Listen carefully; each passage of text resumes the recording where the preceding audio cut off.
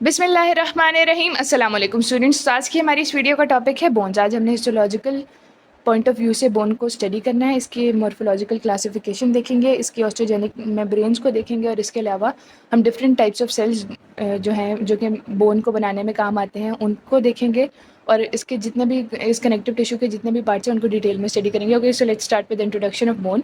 Bone is a rigid form of skeletal connective tissue containing calcium, phosphorus and carbonate as the major ions and it provides, ये जो ions हैं ये क्या provide करते हैं, hardness provide करते हैं बोन को।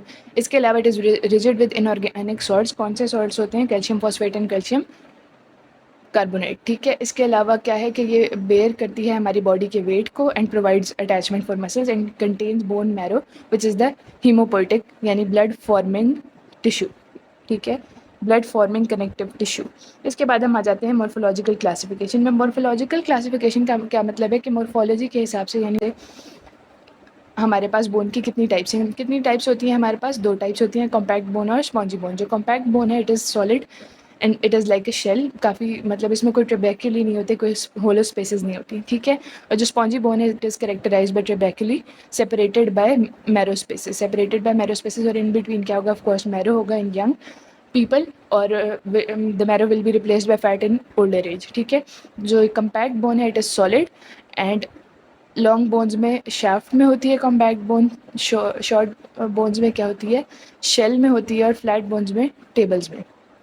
ठीक है, इसके अलावा जो स्पॉन्जी बोन है डिजिट होगी और जो कॉम्पैक्ट बोन है it is microscopically further divided के primary immature woven part and secondary mature lamellar part.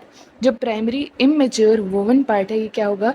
Newly formed है, यानी अगर कोई ग्रोथ के प्रोसेस चल रहा है तो ग्रोथ मतलब न्यूली फॉर्म्ड बोन है as a result of growth, या फिर न्यूली फॉर्म्ड बोन है as a result of repair.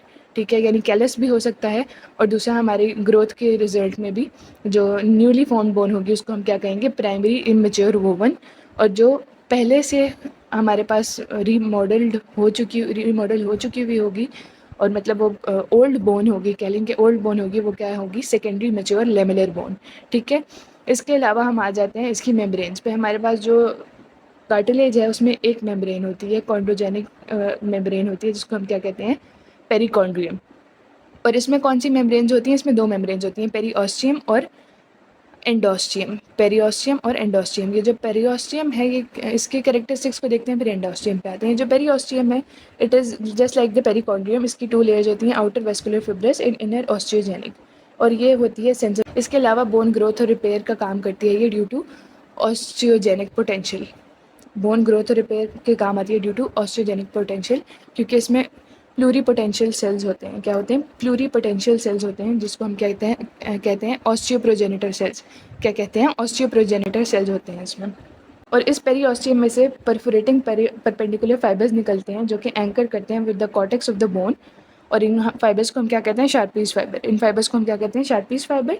और ये जो पेरिओस्टियम है ये कहाँ कहाँ होती है और कहाँ कहाँ नहीं होती? ये पूरी बोन पे होती है except for sesamoid bones and the articular surfaces of bones. और जो अटैचमेंट साइट्स प्रोवाइड करेगी बोन, जो भी कोई भी हिस्सा या कोई भी पॉइंट या कोई भी रिज जो कि अटैचमेंट साइट प्रोवाइड कर रहा होगा किसी टेंडन के लिए, आइदर टेंडन और लिगामेंट, तो वहाँ पे भी पेरिओस्टियम नहीं होगी और सेसेमॉइड बोन्स में भी नहीं होगी और आर्टिकुलर सर्फेसेज पे भी पेरिओस्टियम नहीं होती। ठीक है, इसके अलावा जो एंडोस्टियम है ये कहाँ होती है? लाइन्स द मेड्यूलरी कैविटी, यानी जो हमारे पास हमने अभी पढ़ा कि जो स्पॉन्जी बोन थी उसमें क्या थी? ट्रिबेक्युली थी और उसमें क्या थी? मैरो स्पेसेस थी। जो मैरो स्पेसेस हैं उनको लाइन करती है एंडोस्टियम। ठीक है, इसके बाद हम आ जाते हैं बोन के कंपोनेंट्स पे। बोन है हमारे पास एक कनेक्टिव टिश्यू। ठीक है, बोन कनेक्टिव टिश्यू है तो ऑफ कोर्स इसमें सेल, फाइबर और ग्राउंड सब्सटेंस होगा। सेल में कौन कौन से सेल्स हैं और फाइबर और ग्राउंड सब्सटेंस की डिटेल को अब हम आ जाते हैं बोन के सेल्स पे। बोन के कितने टाइप्स ऑफ सेल्स होते हैं? 4 टाइप्स ऑफ सेल्स होते हैं। Osteoprogenitor cells, osteoblast, osteoclast and osteocytes. जो ऑस्टियोब्लास्ट हैं ये बोन फॉर्मिंग सेल्स हैं, ऑस्टियोक्लास्ट बोन डिस्ट्रॉइंग सेल्स हैं, जबकि ऑस्टियोसाइट्स बोन मेंटेनिंग सेल्स है। ठीक है, इसके अलावा हमारे पास जो टिश्यू है वो क्या है? ऑस्टियोब्लास्ट हैं, सरफेस ऑफ बोन पे होते हैं। ऑस्टियोब्लास्ट कहाँ होते हैं? सरफेस ऑफ बोन पे होते हैं, जबकि जो ऑस्टियोसाइट्स हैं वो कहाँ होते हैं? डीप इन लेक्यूनी होते हैं, डीप इन लेक्यूनी होते हैं। और जो ऑस्टियोक्लास्ट हैं ये भी हमारे पास डीप होते हैं। इसके अलावा जो न्यूक्लियस है वो कैसा होगा? ऑस्टियोब्लास्ट का single rounded one large nucleus होगा। और जो साइड्स हैं उनका न्यूक्लियस कैसा होगा, सिंगल इलोंगेटेड एंड स्मॉल। इसमें single round large, single elongated small, और इसमें 5 to 50 न्यूक्लियाई होंगे इन द ऑस्टियोक्लास्ट, ठीक है, यानी मल्टीपल न्यूक्लियाई होंगे। इसके अलावा जो ऑस्टियोब्लास्ट का ओरिजिन है वो है ऑस्टियोप्रोजेनिटर सेल्स, जबकि जो ऑस्टियोसाइट्स हैं they are derived from the osteoblast और osteoclast are derived from the monocytes. Osteoclast किससे ड्राइव हो रहे हैं, मोनोसाइट से। इस बात को याद रखना है कि ऑस्टियोक्लास्ट ड्राइव हो रहे हैं मोनोसाइट से। अब हम देखते हैं डिफरेंट विटामिन्स का रोल क्या है बोन के स्ट्रक्चर को या मेंटेन रखने में, या किस किस तरह से वो कंट्रीब्यूट कर रहे हैं डिफरेंट आयंस के बैलेंस को मेंटेन में रखने में। जो विटामिन डी है एब्जॉर्प्शन ऑफ कैल्शियम को इन द इंटेस्टाइन को प्रमोट करता है, और अगर कैल्शियम सही से एब्जॉर्ब होगी तो बोन सही बनेंगी और उनकी स्ट्रेंथ सही होगी, वरना नहीं होगी, ठीक है। इसके अलावा जो विटामिन सी है ये कोलेजन सिंथेसिस में हेल्प करता है, और vitamin A is necessary for ossification, ठीक है। अब हम आ जाते हैं इसके मैट्रिक्स पे। जो बोन का मैट्रिक्स है वो तरह का होता है, एक ऑर्गेनिक मैट्रिक्स और एक इनऑर्गेनिक मैट्रिक्स। जो ऑर्गेनिक मैट्रिक्स है इसमें कौन कौन सी चीज़ें आ जाती हैं, collagen fibres and glycoproteins. Collagen fibres, glycoprotein, chondroitin sulphate, dermatan sulphate, ठीक है, डर्मेटिन सल्फेट। ये क्या है हमारे पास ऑर्गेनिक। और इनऑर्गेनिक में आ जाते हैं हाइड्रोक्सी एपेटाइट क्रिस्टल्स। क्या आ जाते हैं, हाइड्रोक्सी एपेटाइट क्रिस्टल्स। ये जो ऑर्गेनिक है it gives elasticity to the matrix, while जो इनऑर्गेनिक है it gives hardness. Inorganic gives hardness while organic gives elasticity, and it is deposited by collagen fibers.